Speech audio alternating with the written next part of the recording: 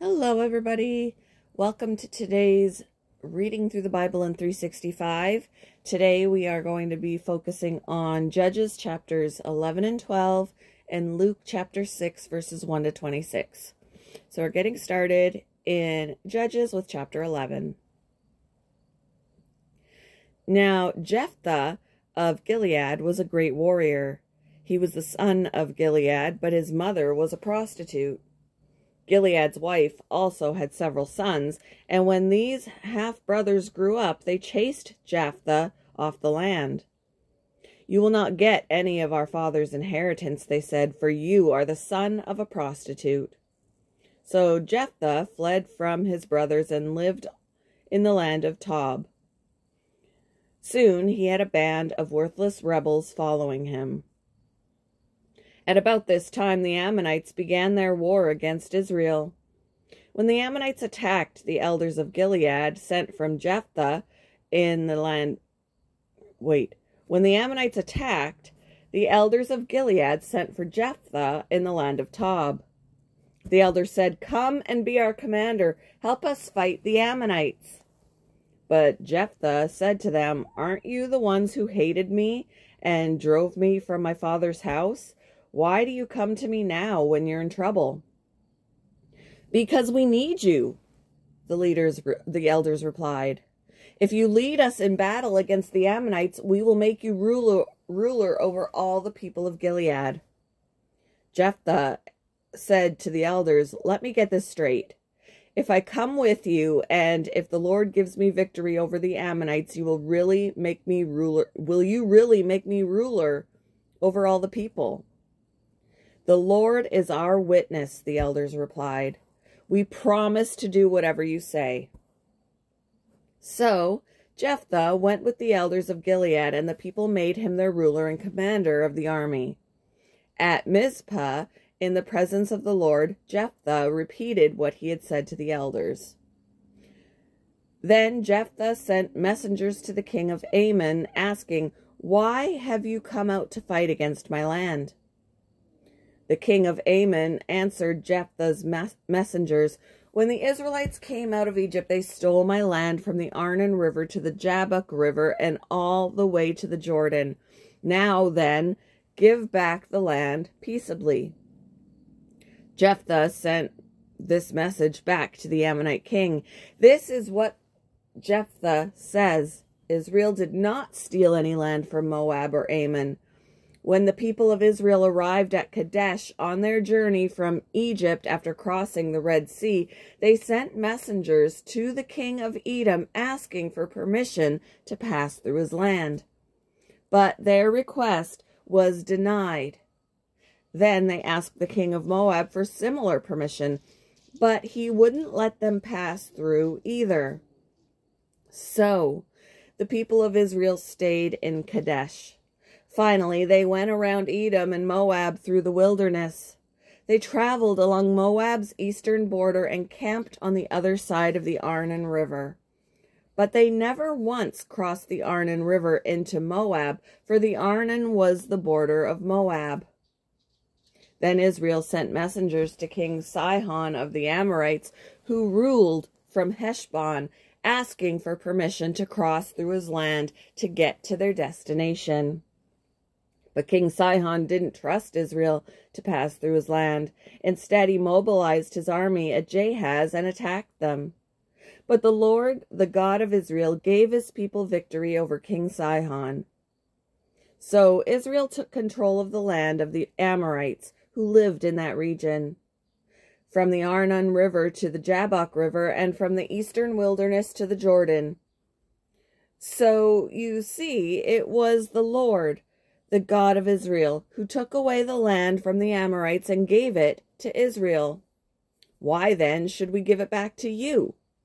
You keep whatever your god Chemosh gives you, and we will keep whatever the Lord our God gives us.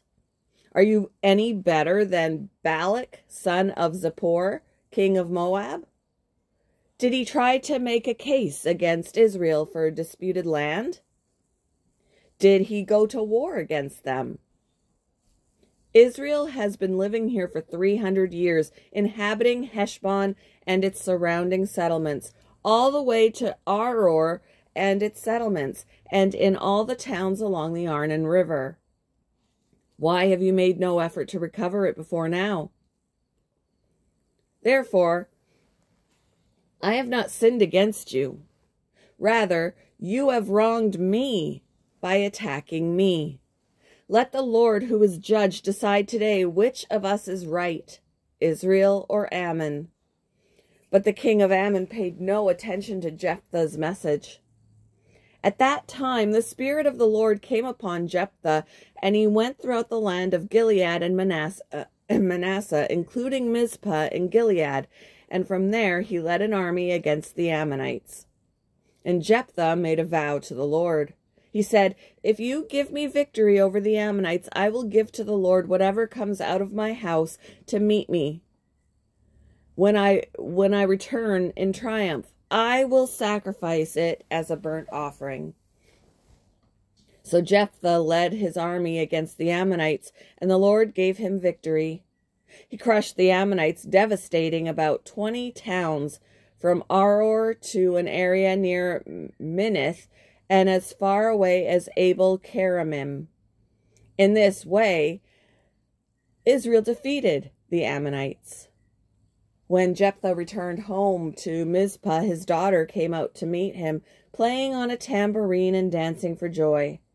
She was his one and only child, and he had no other sons or daughters. When he saw her, he tore his clothes in anguish. "Oh, my daughter," he cried out, "you have completely destroyed me. You've brought disaster on me, for I have made a vow to the Lord, and I cannot take it back."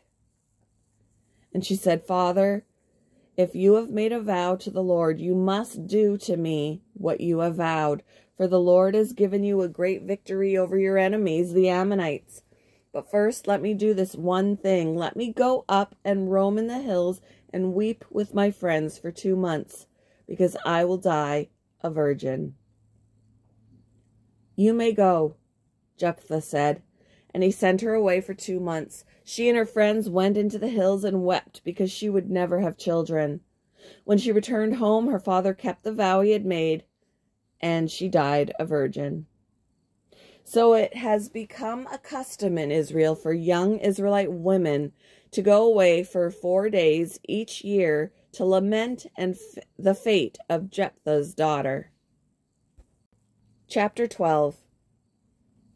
Then the people of Ephraim mobilized an army and crossed over the Jordan River to Zaphon. They sent this message to Jephthah: "Why didn't you call for us to help you fight against the Ammonites? We are going to burn down your house with you in it." Jephthah replied, "I summoned you at the beginning of the dispute, but you refused to come. You failed to help us in our struggle against Ammon. So when I realized you weren't coming, I risked my life and went to battle without you. And the Lord gave me victory over the Ammonites. So why have you now come to fight me?" The people of Ephraim responded, "You men of Gilead are nothing more than fugitives from Ephraim and Manasseh." So Jephthah gathered all the men of Gilead and attacked the men of Ephraim and defeated them. Jephthah captured the shallow crossings of the Jordan River, and whenever a fugitive from Ephraim tried to go back across, the men of Gilead would challenge him. "Are you a member of the tribe of Ephraim?" they would ask. If the man said, "No, I'm not," they would tell him to say Shibboleth. If he was from Ephraim, he would say Sibboleth, because people from Ephraim cannot pronounce the word correctly. Then they would take him and kill him at the shallow crossings of the Jordan. In all, 42,000 Ephraimites were killed at that time. Jephthah judged Israel for 6 years. When he died, he was buried in one of the towns of Gilead. After Jephthah died, Ibzan from Bethlehem judged Israel. He had 30 sons and 30 daughters. He sent his daughters to marry men outside his clan, and he brought in 30 young women from outside his clan to marry his sons. Ibzan judged Israel for 7 years. When he died, he was buried at Bethlehem. After Ibzan died, Elon from the tribe of Zebulun judged Israel for 10 years. When he died, he was buried at Aijalon in Zebulun.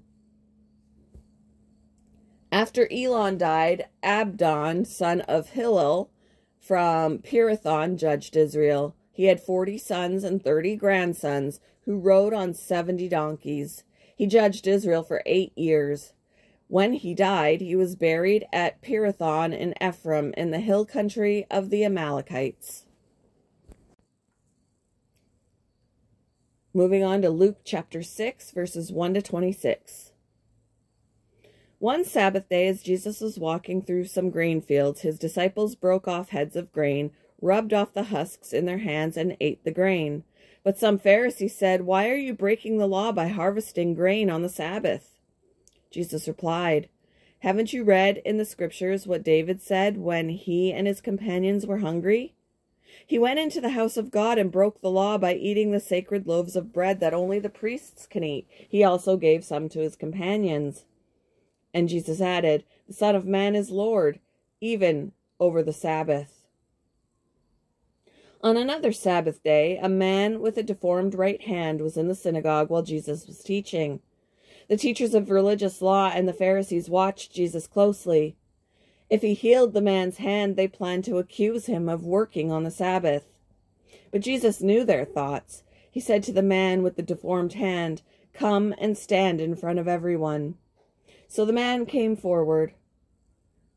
Then Jesus said to his critics, "I have a question for you. Does the law permit good deeds on the Sabbath, or is it a day for doing evil? Is this a day to save life or to destroy it?" He looked around at them one by one and then said to the man, "Hold out your hand." So the man held out his hand and it was restored. At this, the enemies of Jesus were wild with rage and began to discuss what to do with him. One day soon afterward, Jesus went up on a mountain to pray, and he prayed to God all night. Shh! At daybreak, he called together all his disciples and chose 12 of them to be apostles. Here are their names: Simon, whom he named Peter; Andrew, Peter's brother. Hang on, guys. All right, sorry about that. I think I got them under control, so let's start here. Here are their names: Simon, whom he named Peter; Andrew, Peter's brother; James, John, Philip, Bartholomew, Matthew, Thomas, James, son of Alphaeus, Simon, who was called the Zealot, Judas, son of James, Judas Iscariot, who later betrayed him. When they came down from the mountain, the disciples stood with Jesus on a large level area, surrounded by many of his followers and by the crowds. There were people from all over Judea, and from Jerusalem, and from as far north as the sea coasts of Tyre and Sidon. They had come to hear him and be healed of their diseases, and those troubled by evil spirits were healed. Everyone tried to touch him, because healing power went out from him, and he healed everyone. Then Jesus turned to his disciples and said, "God blesses you who are poor, for the kingdom of God is yours. God blesses you who are hungry now, for you will be satisfied. God blesses you who weep now, for in due time you will laugh. What blessings await you when people hate you and exclude you and mock you and curse you as evil because you follow the Son of Man. When that happens, be happy. Yes, leap for joy, for a great reward awaits you in heaven. And remember, their ancestors treated the ancient prophets that same way. What sorrow awaits you who are rich, for you have your only happiness now. What sorrow awaits you who are fat and prosperous now, for a time of awful hunger awaits you. What sorrow awaits you who laugh now, for your laughing will turn to mourning and sorrow. What sorrow awaits you who are praised by the crowds, for their ancestors also praised false prophets." Thank you for joining me for today's Reading Through the Bible in 365. I hope you all have a wonderful Friday, and I will see you in the next one, guys. Bye.